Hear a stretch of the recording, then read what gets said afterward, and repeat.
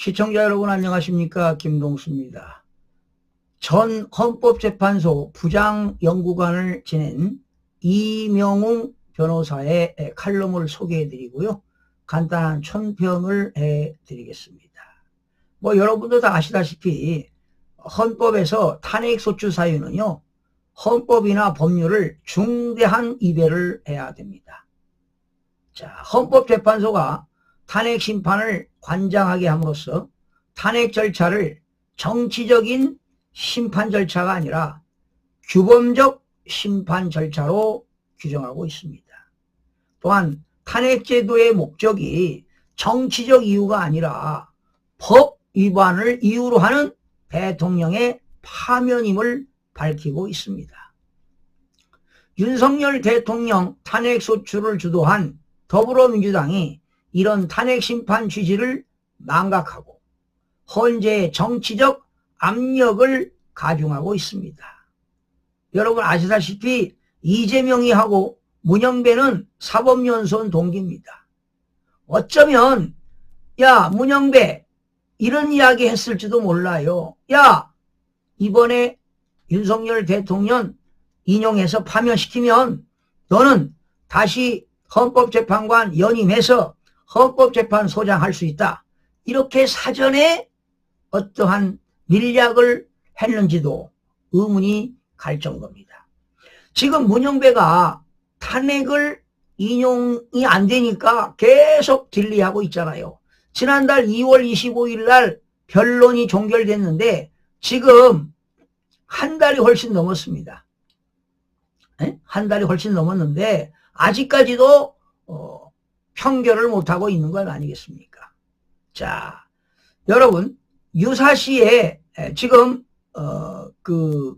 광화문에 말이죠. 더불어민주당은 천막을 쳐놓고 천막 당사를 설치하고 이재명 대표는 심리적 내란과 물리적인 내란까지 언급하고 있습니다.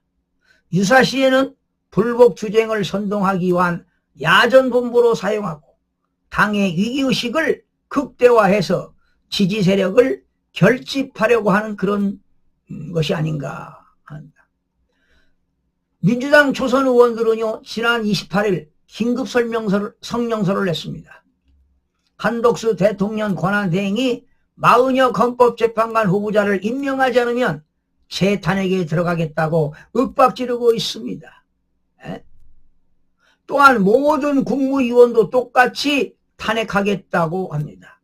이런 비정상적 행위는 헌재 윤석열 대통령의 파면 결정을 강요하는 것이고 파면 정족수 6인을 확보하고자 마 후보 임명을 강행시키려는 것입니다.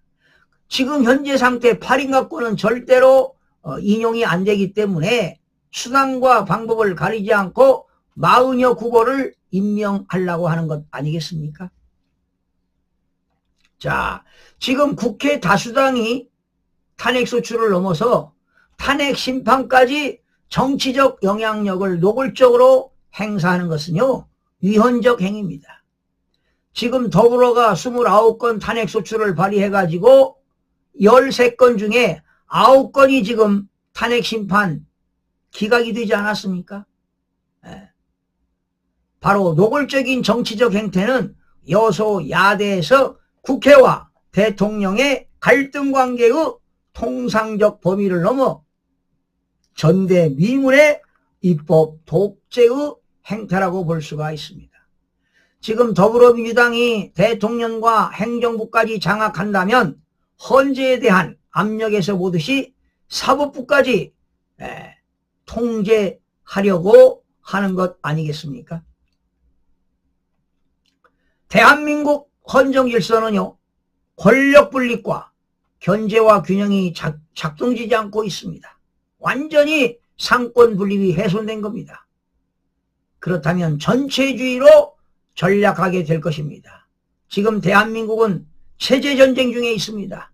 자유민주주의가 위기에 처하고 있다는 사실입니다.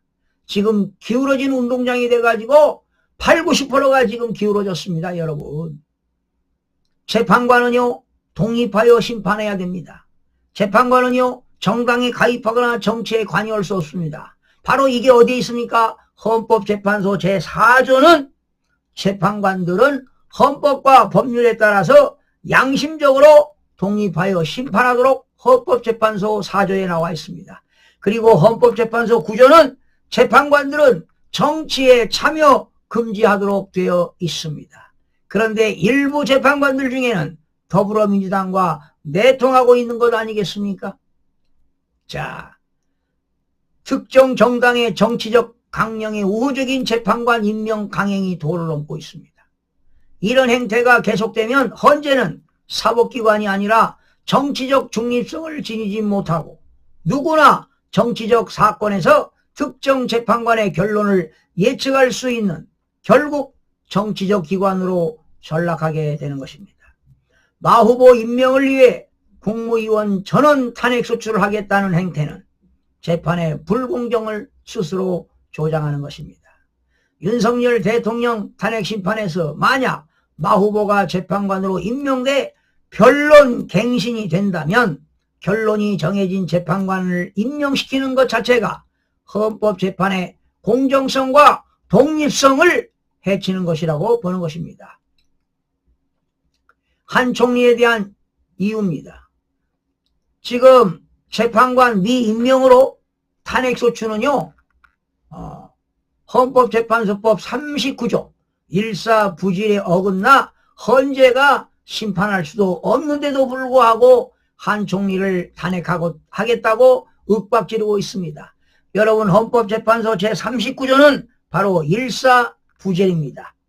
이미 심판을 거친 동일한 사건은 다시 심판할 수 없는 것이 일사부재의 원칙입니다. 이를 피하고자 다른 부적절한 이유까지 포함한다면 헌재가 신속히 소추권 남용 법리를 재설정해 각하해야 합니다.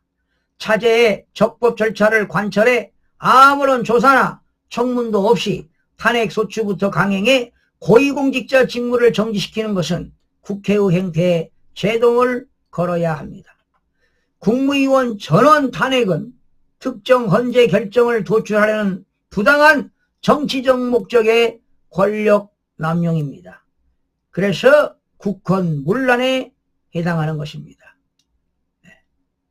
그렇다면 더불어민주당은 내란 선동죄, 내란 음모죄가 될 수가 있습니다. 지금 윤석열 대통령을 내란죄 프레임으로 선동하면서 막상 그들이 진짜 내란죄의 주체가 되고 있는 것인데요. 그렇지 않습니까?